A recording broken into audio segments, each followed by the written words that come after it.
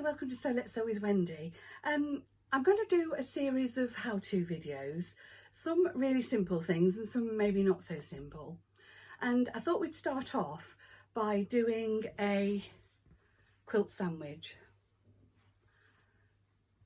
And for anybody that's new to quilting, a quilt sandwich consists of a piece of backing fabric, some batting or wadding, and your actual project. So we'll whiz back to about, I don't know, 10 minutes ago, and you'll see how I did it. Right, so here we are on the floor. I've got my backing, and because it's a wall hanging, I'm just using calico because it's a lot cheaper. I generally buy this from Amazon or eBay, and I generally get it in 10-metre lots, and I get the lightweight. I've got a piece of batting. I prefer the 80-20, or sorry, 60-40 batting. So all I've done is I've laid the batting on top of the backing, and I've got my project.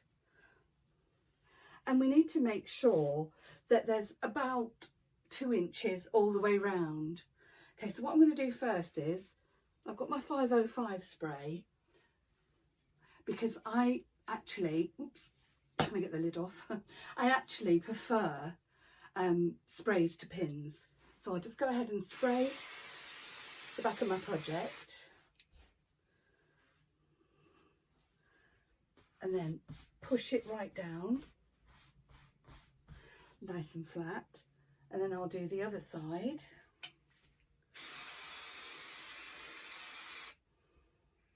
And this flattening is really, really important. Okay, so we've done that. So now I'll peel back and I'll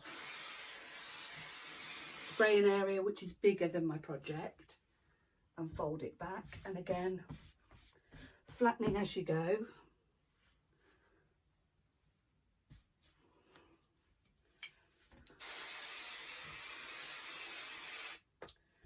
And then fold this back, flattening.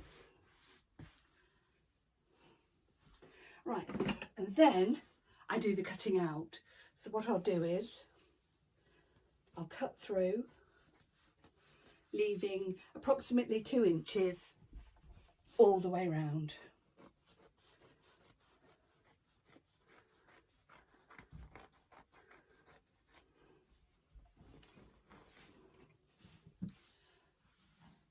And that's it. We've now made our quilt sandwich. So we've got some backing, batting, and your project.